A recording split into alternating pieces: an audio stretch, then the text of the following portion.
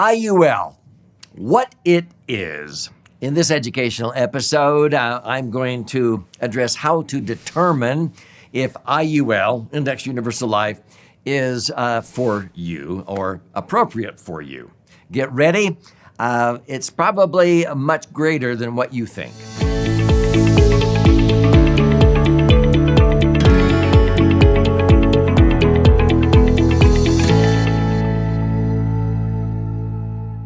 So I'm Doug Andrew. I've been a financial strategist and a retirement planning specialist now for nearly 5 decades, helping many thousands of people prepare for a comfortable retirement so they will not outlive their money.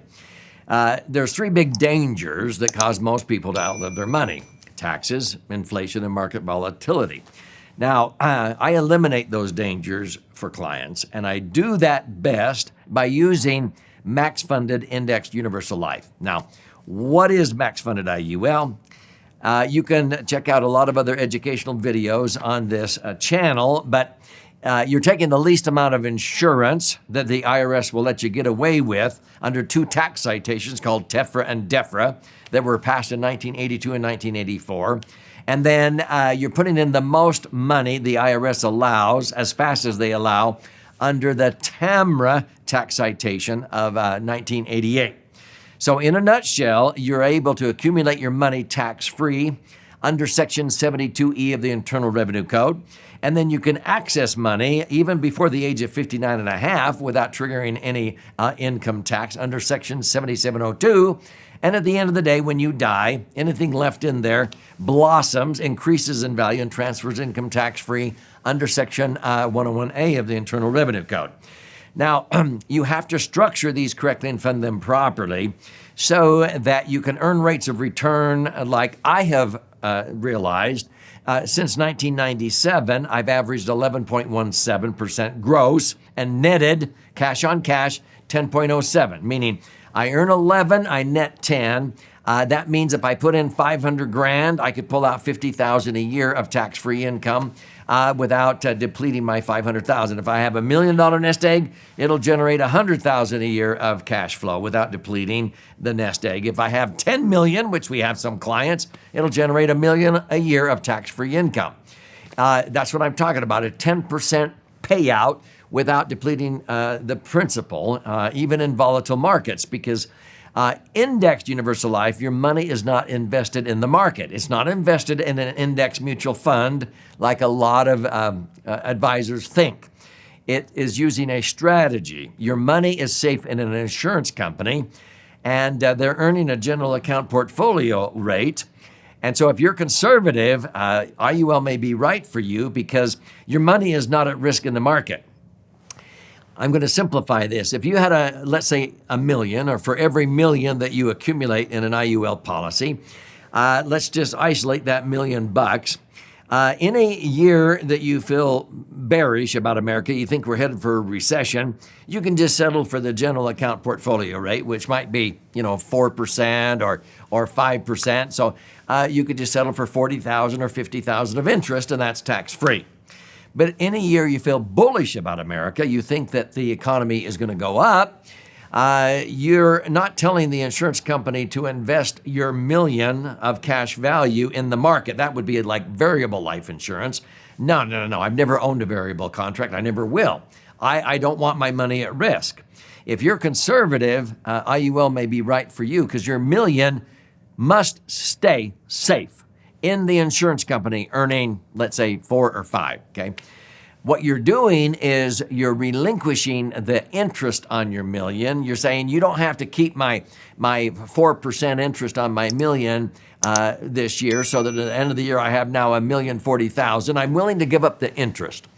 And that will give you the wherewithal, the $40,000, the interest on my $1 million, to buy upside options in the index or indices that I choose. So I can choose 1, 2, 3, 5 indices, or I could choose just one index like the S&P 500, and I could do a 1-year point-to-point and a 2-year point-to-point and a 5-year point-to-point. I can diversify like crazy, okay, in just the S&P, let's say.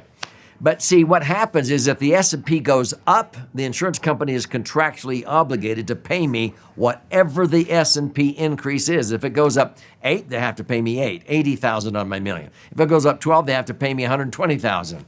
If it goes up 16, they have to pay me 160,000, which I earned many, many times from 2000 to 2010. Twice I earned 16%. I capped out. Now, if caps are a little bit lower, the trade-off is if the market crashes, if it drops 20, 30, 40%, you will not lose one dime of the million that you have in your policy because that's not at risk in the market.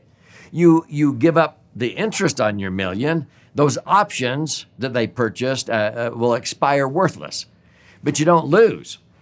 Well, if you do that, most decades, there are 7 up years to every 3 down years on a 10-year period. Even the worst decade, 2000 to 2010, since the Great Depression, there were 5 up years versus 5 down years. You would have doubled your money. $1 million in IUL would have been worth $2 million because your average return would have been 7.23% during that 10-year period. That's just not even diversifying or rebalancing. Most of our clients rebalanced. They moved back over to the general account portfolio rate at 5% in 2003 and 2004 instead of earning 0, and they did that again in 2008. So they only earned 0 2 of the 10 years. The other years, 3 of them, they earned 5, and the other 5 years, they earned the indexed rate. 2 of those was 16. So they actually earned over 11% in that worst decade, netting 10. $1 million was earning an incredible rate of return, earning between 7.2 to over 10% net.